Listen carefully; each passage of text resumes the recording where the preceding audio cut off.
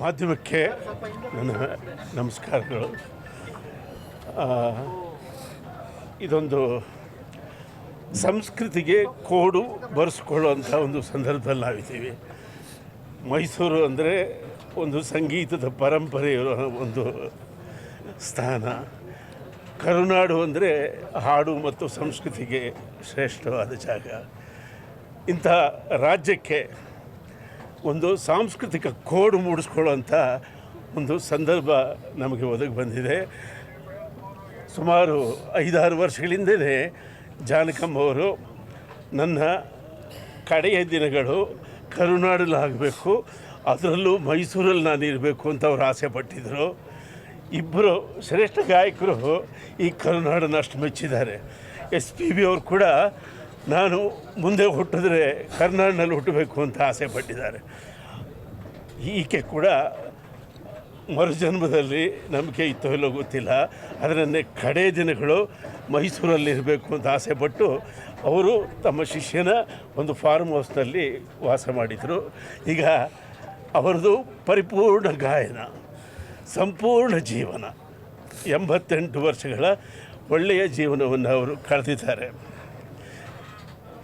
ನಾನು ಮೈಸೂರಿನ ಉಸ್ತುವಾರಿ ಸಚಿವರಾಗಿರ್ತಕ್ಕಂಥ ಯತೀಂದ್ರ ಸಿದ್ದರಾಮಯ್ಯನವರಿಗೆ ಈ ಮೂಲಕ ಒಂದು ಮನವಿ ಮಾಡ್ತೀನಿ. ಅವರು ದೈವಭಕ್ತರು, ಎರಡನೇ ಮಾತಿಲ್ಲ. ಜಾನಕಮ್ಮನವರು ಕೂಡ ದೈವಭಕ್ತೆ. ಸಂಗೀತಕ್ಕೆ ಸಕಲ ದೈವಗಳು ಮಾನ್ಯ, ಸಂಗೀತಕ್ಕೆ ಸಕಲ ದೈವಗಳು ಮಾನ್ಯ. ಅನ್ಯವೆಂಬುದಿಲ್ಲ ಆನಂದಕ್ಕೆ, ಅನ್ಯವೆಂಬುದಿಲ್ಲ ಆನಂದಕ್ಕೆ.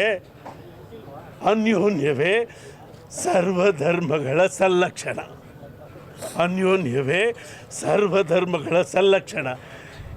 ಈ ನೀತಿಯನ್ನು ನಮ್ಮ ತಾಯಿ ಜಾನಕಮ್ಮನವರು ಸುಮಾರು 6 ದಶಕಗಳ ಕಾಲ ತಮ್ಮ ವೃತ್ತಿ ಜೀವನದಲ್ಲಿ ಪಾಲಿಸಿದ್ದಾರೆ. ಅವರಿಗೆ ಎಲ್ಲ ಭಾಷೆಯೂ ಪ್ರಿಯ, ಎಲ್ಲ ದೈವಗಳೂ ಪ್ರಿಯ, ಎಲ್ಲ ಧರ್ಮಗಳೂ ಪ್ರಿಯ. 6 ದಶಕಗಳ ಕಾಲ ತಮ್ಮ ಸಂಗೀತದಲ್ಲಿ ಅವರು ಎಲ್ಲವನ್ನು ಆರಾಧಿಸಿ ಪೂಜಿಸಿದ್ದಾರೆ. ಅಂಥ ತಾಯಿ ಇವತ್ತು ಮೈಸೂರಿನಲ್ಲಿ ಮಣ್ಣಾಗುವ ಮುಂಚೆ ನಾವು ಕಣ್ತೆರೆದಿದ್ದೇವೆ. ಈಗ ಅವರ ಪ್ರಿಯ ಶಿಷ್ಯನ ಜಾಗದಲ್ಲಿ ಅವರ ಸಮಾಧಿ ಆಗಲಿದೆ. ನಾನು ನಮ್ಮ ಕರ್ನಾಟಕದ ಸಂಗೀತ ಸಂಘದ ಪರವಾಗಿ ಒಂದು ನಿರ್ಧಾರ ತೆಗೆದುಕೊಂಡು ಇವತ್ತು ಹೇಳ್ತಾ ಇದ್ದೀನಿ. ಆ ಶಿಷ್ಯ ಒಪ್ಪಿದರೆ, ಅವ್ರ ಕುಟುಂಬದವರು ಒಪ್ಪಿದರೆ, ನಾವು ಅಲ್ಲಿ ಜಾನಕಮ್ಮನವರ ಬೃಹತ್ ಧ್ಯಾನ ಮಂಟಪದ ಒಂದು ಮೆಮೋರಿಯಲನ್ನು ನಿರ್ಮಿಸ್ತೇವೆ. ಅದಕ್ಕೆ ನಮ್ಮ ಸಂಗೀತದ ಸಂಘದ ಪೂರ್ತಿ ನೆರವೇರುತ್ತೆ. ಸಾರ್ವಜನಿಕರು, ಅವರ ಅಭಿಮಾನಿಗಳು, ಸರ್ಕಾರ ಇದ್ರ ಜೊತೆಯಲ್ಲಿ ಕೈಗೂಡಿಸ್ಬೇಕು ಅಂತ ನಾನು ವಿನಂತಿ ಮಾಡ್ಕೋತಾ ಇದ್ದೀನಿ. Thank you.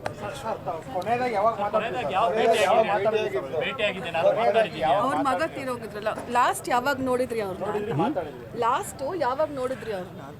ಇತ್ತೀಚೆಗೆ ಅವರ ಮಗ ತೀರ್ಕೊಂಡ, ಆಗ ನಾನು ಬಂದಿದ್ದೆ.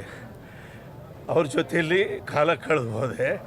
ಆ್ಯಕ್ಚುಲಿ ಮಗನ ನಿರ್ಗಮನವೇ ಅವರಿಗೆ ತ್ರಾಣವನ್ನು ಕಡಿಮೆ ಮಾಡ್ತು. ಆ್ಯಕ್ಚುಲಿ ಆಕೆ ಇನ್ನೂ 2-3 ವರ್ಷ ಬದುಕಿರುವಂಥ ಚಾನ್ಸಸ್ ಇತ್ತು. ಆದರೆ ಮಗನ ಕಳ್ಕೊಂಡ ದುಃಖದಿಂದ ಆಕೆ ನಮ್ಮನ್ನು ಅಗಲಿದ್ದಾರೆ. ಆದರೂ ಆ ತಾಯಿದು ಪೂರ್ಣ ಜೀವನ, ಸಂಪೂರ್ಣ ಗಾಯನ ನಮ್ಮ ಕರುನಾಡಿಗೆ ಆಕೆ ಒಂದು ಕೋಡು.